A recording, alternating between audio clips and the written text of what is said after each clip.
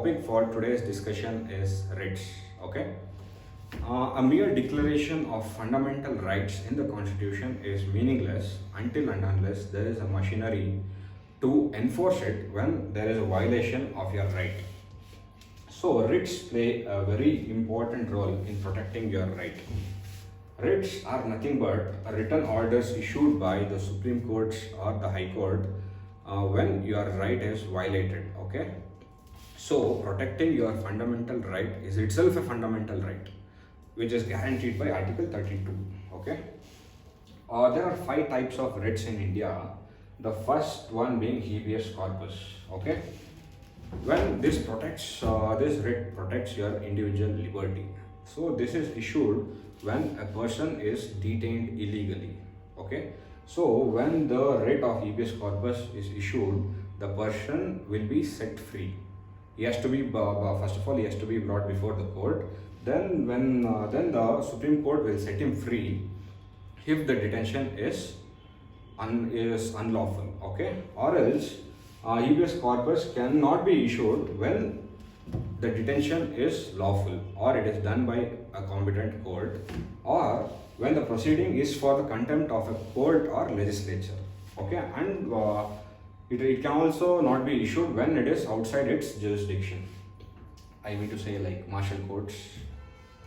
The next writ being mandamus. Okay, mandamus is a command by the courts to a public official when he has denied to do his duty.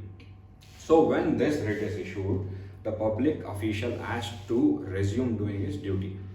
This can be issued again against administrative authorities also, but this writ cannot be issued against the president and the governors, and also the chief justice of high courts, who is acting in a judicial capacity. The next writ being prohibition.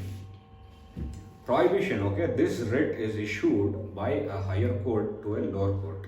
For example, it will be issued from a high court to district courts when it is exceeding its jurisdiction. Okay, then this writ will be issued. And you have to remember one more thing when you are reading about writs, that too about prohibition. These writs can be issued only to judicial and quasi-judicial bodies. Okay, it cannot be issued to legislative and other administrative bodies. The next writ being certiorari. Okay, this is also something similar to it, because this writ is also issued from higher courts to lower courts. Okay, so when is it issued? It is issued by a court higher in authority to a court which is lower, or a tribunal which is lower, to transfer a case which is pending with them or to quash it. This is what certiorari says. Pre-1991, I mean before 1991, this writ could be issued only to judicial and quasi-judicial bodies, just like prohibition. But after a Supreme Court judgment in 1991, this can also be issued to administrative authorities. Okay, and it cannot be issued to legislative bodies. The last writ being quo warranto. Okay, the Supreme Court or the High Court will issue it when a person has illegally occupied a public office. Okay, but this can be, the difference between others and this writ is, this can be sought by any interested person. Okay, so any interested person can go and ask for the courts to issue a writ when a person has illegally occupied the public office, but it cannot be done issued when the substantive public office of when the public office should be of a permanent character, or it should be created by a statute or by the constitution. It cannot be issued when it is a private or ministerial office. Okay, so the public office must be permanent in character. This is what it says. Okay, so let us see what is the difference between Article 32 and 226. Both issue through this, both Supreme Courts and High Courts can issue the writs, but what is the difference?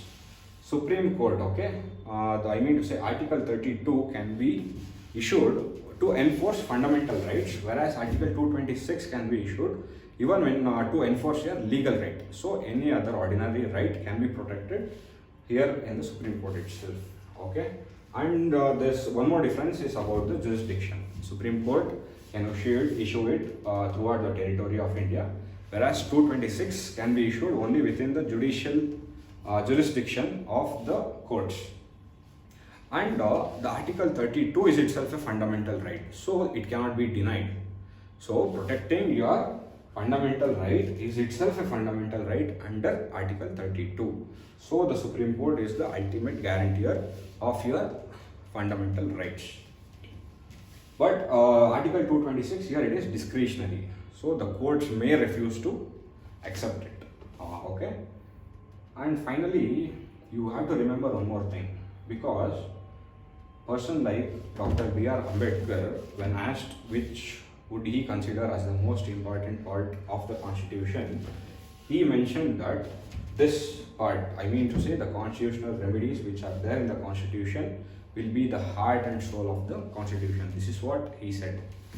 So, knowing about these rights is a responsibility of every citizen of India. I hope this video will be helpful to you. Thank you.